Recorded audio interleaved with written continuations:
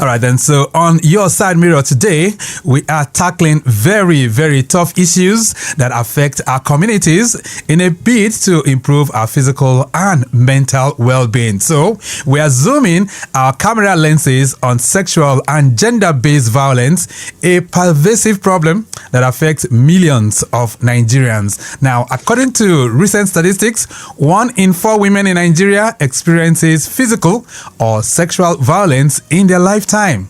The National Demographic and Health Survey, as the NDHS 2018, reports that 31% of women aged 15 to 49 have experienced physical violence, while 6% have experienced sexual violence. In response to this crisis, various organizations and government agencies are working tirelessly to provide support services, raise awareness, and advocate for policy changes. And one of such government initiatives is the Lagos State Domestic and Sexual Violence Agency, DSVA. And joining me on the program this morning to reflect on the roles of DSVA in sexual and gender violence prevention and support is Titilola Vivo Adeniyi, who is the Executive Secretary of that particular agency, and she's linking up with us on the phone line. Madam, it's nice to have you join us. Good morning. Morning, Mr. Victor. Great to be here. Wonderful. All right, so we'll come to some of the interventions that you are bringing on board to prevent DSV, that's SGBV, that's sexual and gender-based violence. But first things first, very recently, I know your agency came up with some detailed statistics on the prevalence and perhaps the rate of sexual and gender-based violence that we have in the state in the past 1 year. Can you just run us through that? All right, thank you so much. So on the 30th of August, we addressed the press via media parley, intimating the press of our activities between August 2024 to August 2025. Right. And that's the way we kick off our awareness month, which is the month of September. And it's important that we continue to keep the press abreast of our activities and our interventions so that it can help us amplify our zero tolerance message. Right. So we informed the public that in the period under review, the DSVA received a total of 8,692 cases, bordering on domestic violence, sexual violence, and other forms of gender-based violence. Right. Out of that figure, 5,063 were reported by adults, and 3,629 were reported by children. Interestingly, we've seen an increase in reportage from men. Okay. Last year, we attended to about 334 cases from men.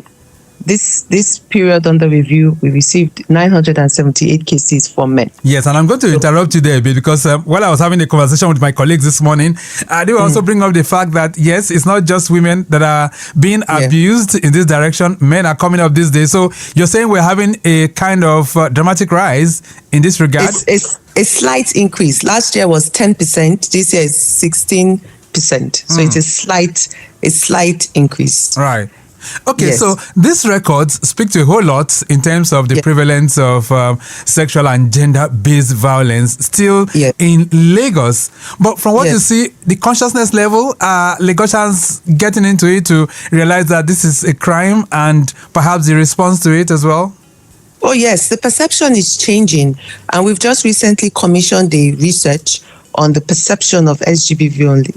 We want to engage with Lagosians, understand if we are really winning the war, because what we're trying to do really is to change and reorientate mindsets, right? We want to shift the behavioral mindset because that's really where the challenge is. Right. And then we're also seeing increase in reporting from mandated reporters. Mandated reporters are basically busybodies, whistleblowers, people that see something, say something, and ensure that we're able to do something.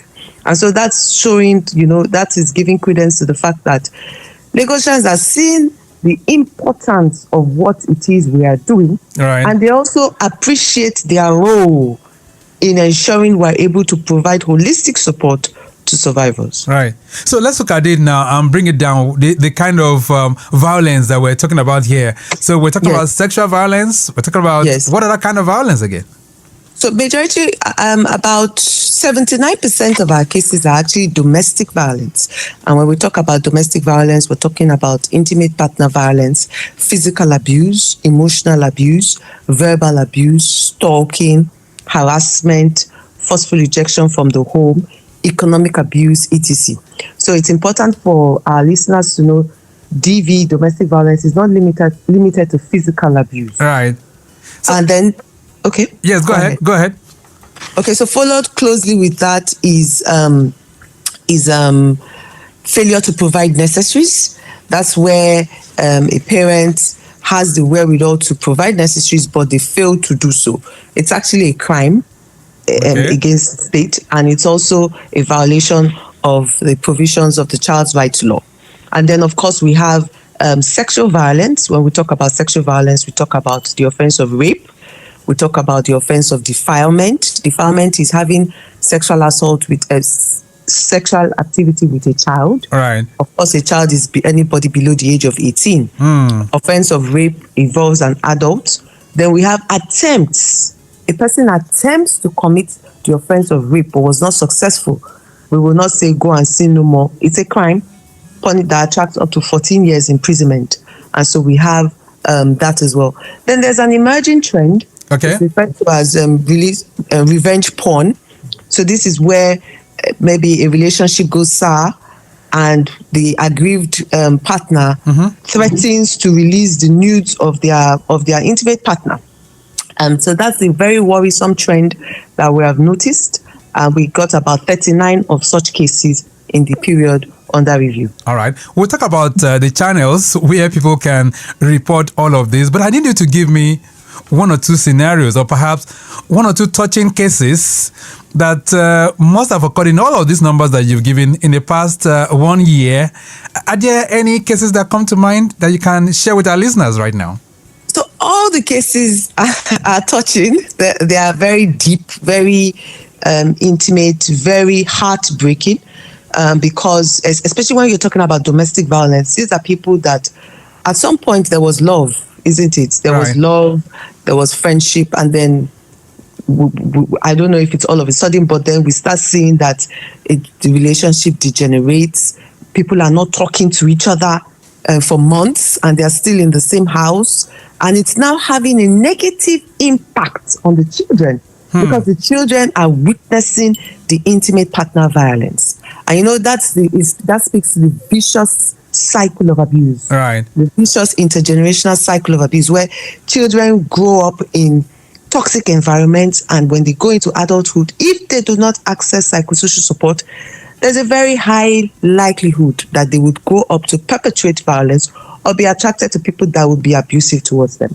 So that's very, very heartbreaking. Right. Sexual violence, a good number of survivors are abused by people that are supposed to be, that they are in a fiduciary relationship with. Right. So parents, caregivers, school bus drivers, neighbors, people that are supposed to care and protect these children.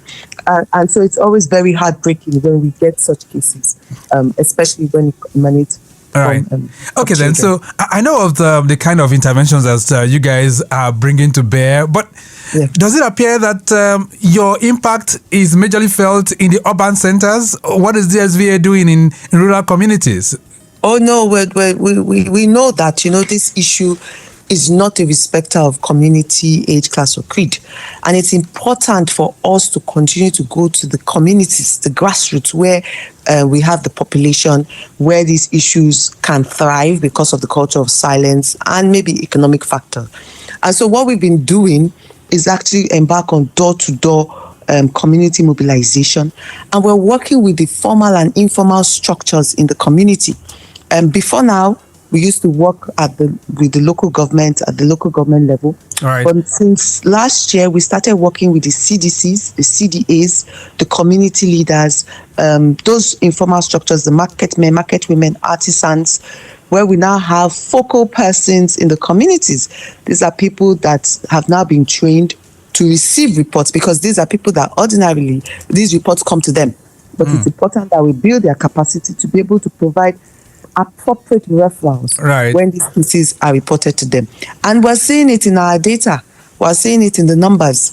The likes of Alimosho, Etiosa, Ikorodu, Oshodi, Solo, but going to the communities, going to the grassroots to reach our people with the message, our zero tolerance message. All right, then Lagos Traffic Radio, that's 6.1 FM flash update coming in from the Igbo-Elenri corridor. We did tell you of a breakdown there at Ojo, but the good news is now off the road, so it's much better. That's Igbo-Elenri Junction on the service lane inwards Yanoba. So things are looking much better within that direction. All right, so Titilola Vivo Adeni, while it is commendable that a whole lot has been done in terms of intervention, let's talk about this prevalence. So it is something that is happening and it's a regular occurrence. So is it to say there are lots of things that are driving all of this? So what can you say from DSVA's perspective? What's the cause of the increased rates of sexual and gender violence cases that we have? So we believe that these issues have always been there. What we're seeing now is that we're gradually breaking the culture of silence that encourages the perpetration of gender-based violence. And we believe it's attributable to three, it's not exclusive, but three major factors. The first one, there's heightened awareness. Okay. Not just from government alone, but from non-governmental organizations, CSOs, that are in the communities. Also, due to the fact that GBV, prevention and response, is being mainstreamed into the different sectors of our society, into the education sector, into the health sector. GBV is now viewed as a public health concern. It's also been streamed into the security sector. So we're seeing increase in awareness about the issue, and therefore it's translating to increase in reporting. Also, secondly, I must commend Lagosians for being their brother's keeper or their sister's keeper, ensuring that if a case happens in their community, they are not turning a blind eye to it, reporting on behalf of these people who, for whatever reason, are unable to report and access help. And then thirdly, for us in Lagos State, it's the political will. Political will, political will, political will. You see Mr. Governor Babajide Sanwo-Olu, the EXCO cabinet, Lagos State Judiciary, the Lagos State House of Assembly, demonstrating the requisite political will to reduce this menace to the barest minimum. Let's talk about rural-urban migration. Don't you think that's one of the factors where we're having increased cases? I mean, you might have the implementation, you might have the strategy, you might have the political will in Lagos, but every day people are migrating into Lagos. Could that be a causative factor as well why we're having increased cases? So Lagos is a melting pot, isn't it? It's a cosmopolitan state. It's like the London for some people. And so, yes, we appreciate that people are coming from different parts of the country with their ethos, with their socialization, with their values. And that's why we must continue to engage. We must continue to engage with the residents, communities, ensure that, irrespective of where you come from, your values, who you are, you understand that Lagos State has declared zero tolerance for all such forms of sexual and gender-based violence. And if you are in the state, you have a duty to comply and conform to the provisions of the land. All right, let's talk about domestic violence now, because I know sometimes a lot of things happen in the family. So a father raises his hand and, beats the child to the point of, I don't know how to describe it now. And some will say, well, it's a case of training the child the right way because this is the way we are brought up. If you do not give the child a cane, maybe some kind of sense will not enter him. So is that an abuse from your perspective? So, well, it's not actually my perspective. It's what the law says. So child abuse basically is anything that is done that is not in the best interest of the child. As safeguarding officers, we have a duty to ensure full implementation of Section 1 of the Child Rights Law, which basically says anything we do, it must be in the best interest of the child. So we are not saying that parents should not discipline their children. Okay. But where you are disciplining your child and then you leave permanent or lasting scars on them, you have moved from discipline to abuse. If a mother who makes incisions on her daughter's face, Right. and puts pepper on it because she took an extra meat from the pot, that is not discipline, that is abuse. Right? So we must strike the right balance, and that is why we continue to engage with parents. Government is not telling you Right. that you should not instill discipline and right values, inculcate the right values in your children, but that cannot be there at the expense of their right to dignity, Right. and their right to be free from all forms of abuse. Let's talk about intervention services right now. I know that DSVA has been doing a whole lot in terms of awareness, but Yes. what support services does DSVA offer to survivors? But before then, even before we talk about the support services now, Vivo, Adeni, let's reflect a bit on the impact and, of course, the consequences of sexual and gender-based violence on a state like Lagos, and by implication on Nigerians in general. Yes. So GBV has SGBV has the impact is actually multidimensional and multifaceted. There's a negative impact on the survivor. There's a negative impact on the family of the survivor. There's also a negative impact on the society. Right. Where you have that culture of impunity that encourages people to perpetrate violence and think they can get away with it. That is a clear aberration of the rule of law. And so it's important that, we understand that this issue, not just the person that has experienced it, that bears the brunt. The entire society bears the brunt of it. Behind every statistic is a person, is a human being, is a destiny, is a future, is a family. And so that is why we all must see ourselves as mandated reporters, and we all have a role to play in reducing this menace to the barest minimum. All right, so let's talk about the services now. So what services does DSVA offer to survivors of SGBV? Yes, so our statutory mandate provides that we are to provide holistic support to survivors. Okay. So a survivor of, let's give an example of a survivor of sexual violence now. A child has been abused sexually, or a woman has been raped. Medical intervention is important because you have been exposed. We have designated health facilities, general hospitals, primary healthcare centers, sexual assault referral centers, such as Mirabel Center and Warif, where survivors can access free medical services. Okay. They have head-to-toe forensic medical examination. They have access to medical, to drugs such as PEP, post-exposure prophylaxis, to reduce the chances of contracting STIs and STDs. And then there are routine tests that are conducted, HIV, hepatitis B, and all of that. Right. And then survivors also need to access psychosocial support. Well, not all, but some survivors or most survivors will need to access psychosocial support because they've gone through a traumatic incident. And that's where the role of the clinical psychologists come in, to be able to assist them on their road to healing. Some survivors of sexual violence may also need to be empowered in the sense of perhaps the case has gone viral and the whole community is aware of the situation. It's important for such survivor to be removed from that environment. Okay. So that their healing process is not tampered with. And then, of course, access to justice. We're talking about a crime. A crime has been committed. And so it's important for the perpetrator to be brought to book.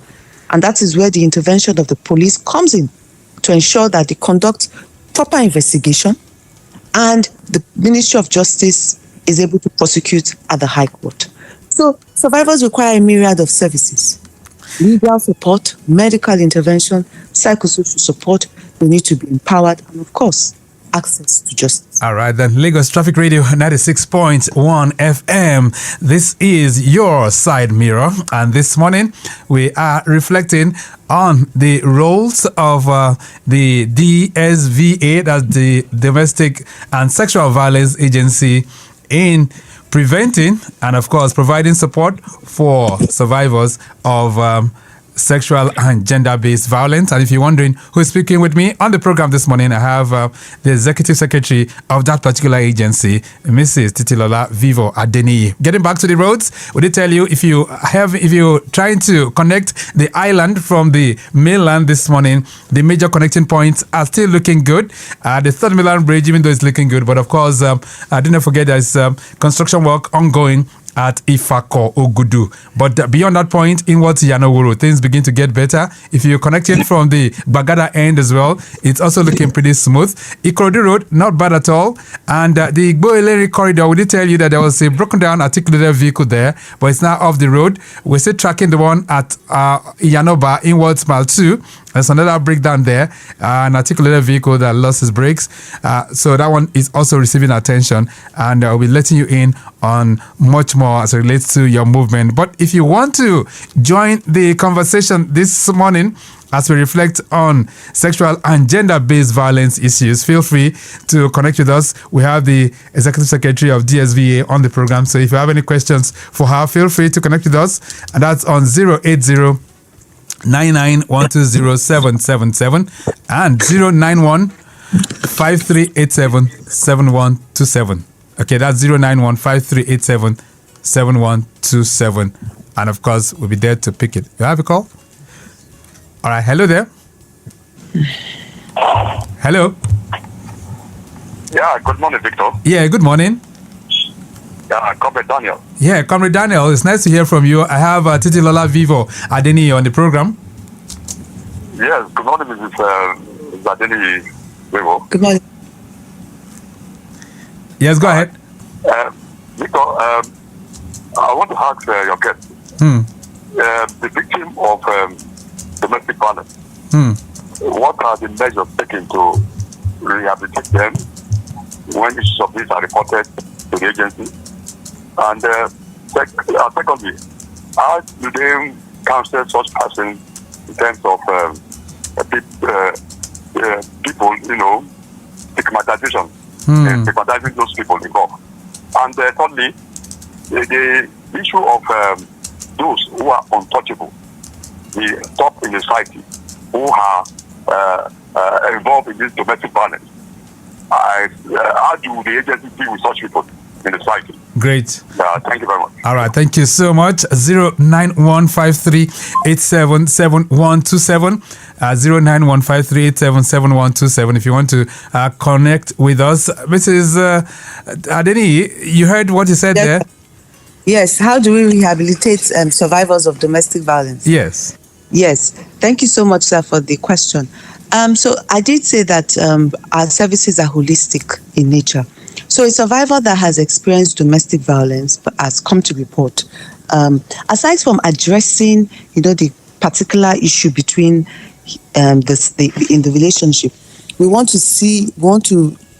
provide psychosocial support for that survivor because it's a traumatic experience. Some people have been in toxic, violent, abusive relationships for decades. And it's just now that they're reporting. So you can imagine the negative impact this has had on them. In fact, some people have become clinically depressed. They are now experiencing mental health issues as a result of the trauma. And so we place a lot of emphasis on ensuring that our survivors are able to access psychosocial support. And I must say that this service and all our services are free. Oh, okay. We just ask you to give us your time. Give us your time so that you are able to meet with the clinical psychologist, have at least 6 therapeutic sessions. All right. At least 6, so that you're rehabilitated and you're assisted on your road to healing. All right. Do I have a call? Okay. All right. 08099120777. But he did talk about those that are untouchable too. So what are you guys doing about that? Well, it is an issue. But it's important for us to leverage the structures on ground. So if we look at domestic violence and we see that, such a person has whatever, whether it's political or otherwise, Right. they have support or they have external influence, then we leverage the court system. It's important for us to know that there is a law, the Protection Against Domestic Violence Law, 2015, that allows and encourages survivors of domestic violence to approach the court and obtain what is called a protection and a restraining order. Right. Now, that process, the entire proceedings most times are heard in camera in the chambers of the court, or the magistrate or the judge. So that confidentiality is guaranteed as well. And at that point in time, we are not seeking to criminalize or to punish the abuser. What we are seeking to do is prevent a further reoccurrence of DV and ensure that certain aspects are addressed, perhaps accommodation, education, maintenance, upkeep, etc. All right. So we leverage the court system for such kind of cases. All right, then 09153877127. We're talking sexual and gender-based violence issues this morning, and the Executive Secretary of DSVA, that's the Lagos State Domestic and Sexual Violence Agency, is taking us to the classroom. Some of you are commenting. This one says, "Good morning, Victor. Many people keep quiet because they feel nothing will happen if they speak up. How do you change that mindset?" But let's take this call. Hello there. Good morning. Yeah, good morning. All right. What's your name? My name is Jide. Jide, where are you calling from? I'm calling from Oregon. Great. All right. Go ahead, Jide. Yes, I just want to ask again for girl dad. As a girl dad, I'm worried. I don't want my daughter to be, Defiled. subject to sexual abuse and all that in the school and all this stuff. What are the signs that we can see, or what are the signs to look out for as parents, to know that such a thing might be happening or not? Great question, Jide. Thank you so much. Thank you. Great question, Mr. Jide. So usually there's a change in behavior in the child. Okay. As parents, as caregivers, we have to be extra vigilant and observant. There's usually a change in behavior. Perhaps the child used to be, very bubbly, life or party. All of a sudden, the child is withdrawn. Okay. The child is apprehensive of a particular person. Go and greet Uncle so. The child is refusing to leave your presence. There's a sign. Instead of you to beat the child and push the child, call the child aside. What is going on? What happened? Why don't you want to go and say hello to this person? You might be surprised what that child will disclose. Oh. There are also things like regressional milestones. Maybe a child has stopped bedwetting. All of a sudden, the child resumes bedwetting. It's not necessarily that it's happening, but it's an indication that something is happening. The child is petrified about a particular individual. The child has become is exposed to sexual activity. It's important that as parents we realize that a perpetrator of sexual abuse doesn't just see the child today and abuse the child today. Right. There is a process called grooming. The pedophile, the perpetrator, grooms the child, wins the trust of the child, and then exposes the child to sexual activity. Some start off with exposing the child to pornographic content, and then eventually to the sexual activity. Which is quite unfortunate. But let's take some more reactions. 09153877127. Yes, the first reaction was say many people keep quiet because they feel nothing will happen if they speak up. How do you change that mindset? Domininu is sending that one in from Oshudi. Another one here says, "Good morning, Lagosians."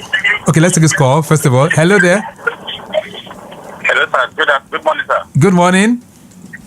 Yes, my name is Femi. I'm calling from Magodo. All right, Femi from Magodo. Go ahead. Yes, please. I wanted to just also add that, in this part of the world, Africa, because of the large majority of poverty, sexual abuse is not going to be, I don't think it's going to be from a place of where the child doesn't want to see an uncle. I think the more the child wants to keep on seeing that uncle, especially when you see your young daughter is carrying iPhone 15. But that's what we see mostly in our young kids these days. It's not about fear now. They've already groomed them so much, they give them what their parents cannot give them. When you see your child always wanting to go out, see your child with a bigger phone than you, that is the first time of your child already being abused. But maybe because he's getting financial gain, he's not going to complain about it until he goes south or until she's abandoned or something. Okay. Thank you. All right. Thank you so much, Femi, for that. What do you make of that, Titilola Vivo? I didn't hear him clearly. I think he said something. Okay. It's much more of the poverty level is such that that uncle will be giving that child or that daughter money that might be irresistible, and so that might also feel the issue of this sexual abuse. So I think that speaks to the upbringing. So what have you told your child to do if somebody gives you money? Are you to spend it or are you to come and show the parent? Right? So when a parent sees that this child keeps coming back with an amount of money, then the parent has a duty to go and meet this uncle. What is going on? Why do you keep giving this child money? Because I agree with him, that's an opportunity that such an uncle can take advantage of. All right, let's see if we can take more reactions. Yeah. Hello there, good morning. Hello. Okay, we lost that. This one says, good morning, Lagosians. How do you handle cases where the abuser is a family member? Family member, and the survivor doesn't want to disgrace the family. Mr. Jimo is sending that one in. Jimo, thank you so much. What would you say to that, Titilola Vivo? Yes, it does happen. We have cases of incest. That's where the father is sexually abusing the daughter, or a stepfather or an uncle. It does happen. And then sometimes we even have situations where the mother of the girl is aware that it is happening, but she tells the child to, keep it under wraps. So it does happen. So what we do is we come in, we assess. We do this in partnership with the Ministry of Youth and Social Development. We have social workers that go in and assess. We remove the suspect and then assess if it is safe for the girl to remain in that setting, especially if the mother is complicit, because we know that may even affect the prosecution of the case when the case gets to court. All right. So government can come in, remove the child for a while, and then place the child with another trusted family member. All right. And then we've also had instances where we see that, that woman herself is a victim of domestic violence. And so we always say that a person in shackles, it's very difficult for a person in shackles to free another. That's very true. So we work on that woman as well to assist her to come out of the violence. All right, 09153877127. Well, it's a topical issue. Lots of you are really commenting. This one says, good morning, sir and Mrs. Vivo. Are there any channels at which men can report cases of domestic violence at your agency? Sheung from Akute is sending that one in. Another one here says, what if underage child meets a grown-up adult, being man or woman? The underage wanted the adult to have sex with him or her. Can you say it is sexual violence or abuse? That is underage. The underage is the one asking the adult for sex right now. It says, yes. my name is Hope from Ikeja. Hope, thank you so much. So if you have that kind of scenario, Vigo, what happens? Okay, so the first one, yes, it's the same channel. There's no discrimination.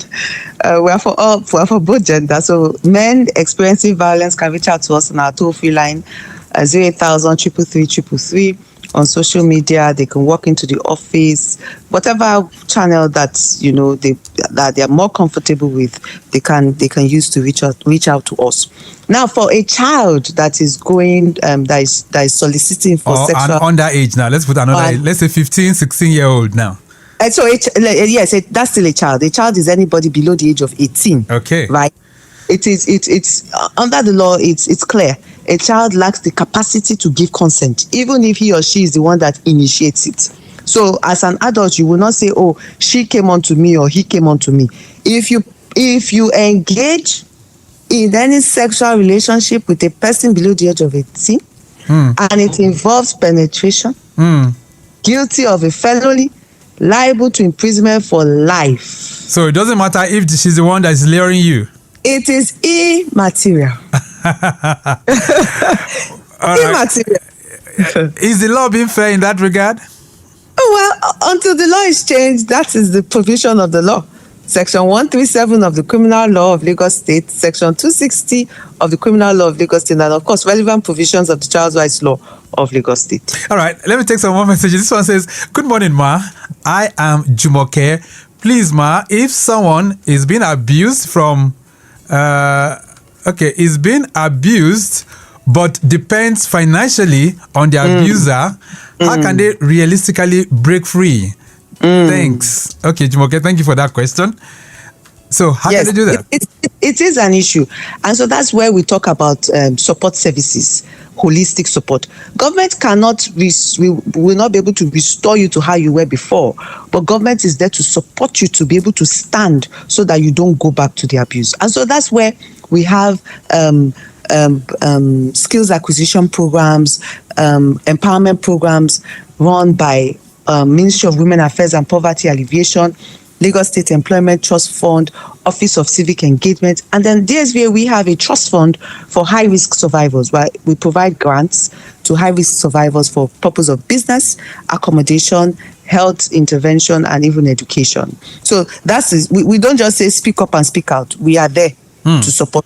All right. One more question before we begin to round things up. This one says, "Good morning, Victor. Does DSVA do anything to rehabilitate or reorientate offenders, or is the focus only on survivors?" You didn't put your name, but thank you so much. Solid question. So we do. The answer is yes, is an affirmative. And for sexual violence, we actually go to the correctional facilities and we engage with sex convicts, because not all sex convicts will be in custody for life. Some people are there for 3 years, perhaps because of the offense they committed, sexual assault, which attracts 3 years, or sexual harassment. And we know that there's a high level of recidivism if they come back, if they are reintegrated if they come back into the society and they're not able to access psychosocial support. So for the past 2-3 years, we've been doing that with the correctional facility. All right. For domestic violence, in a case where the alleged abuser admits, you cannot provide service to a person who is saying he did not commit an offense. Right. But in a situation where the abuser says, yes, I agree that I have a problem, of course, we have our clinical psychologists work with them to assist them either in terms of anger management, coping mechanisms, improving their communication skills, etc. All right. So we do that where the perpetrator admits to perpetrating violence. Let's begin to round this one off. Okay. Aluko Isaac says, "Good morning, Victor. Kudos to our guest and the agency she represents. Please, what efforts are in place to get down to the grassroots and involve community leaders?" I know you are a community advocate. It says too, is there a way most of the community-related programs can be syndicated on all radio stations? Keep up the good work. Oluwaloko, thank you so much for that. Anyway, I know you talk about some of your collaborations, but time is not really our friend this morning. Yes. What's the numbers that people can call if they want to report any sexual and domestic violence issue to you? Thank you so much. 08000 333 08000 333. Toll-free line, accessible 24/7. Right. We've just recently relaunched our USSD short code on MTN, *6820#, *6820#. Available only on MTN for now. All right, then. We'll leave it at that for now. Definitely, we'll still continue this conversation very, very soon. Definitely. But Madam, it's nice having you on the program. Thank you so much for connecting with us. Thank you so much. Okay, then. So we've been able to reflect a bit on examining the roles of Domestic and Sexual Violence Agency, DSVA, in sexual and gender-based violence prevention and support. And Titilola Vivo Adeniyi, who is Executive Secretary of that particular agency, has taken us to the classroom. We have to go. Mike James has produced the program, as usual. Maximum shout-out going out to Remy Aluko and Daniel Downsey of our social media unit. Our executive producer is Tayo Akonle. My name is Victor Oteri. Have a splendid day. I'll be back by 10:15 for the benchmark.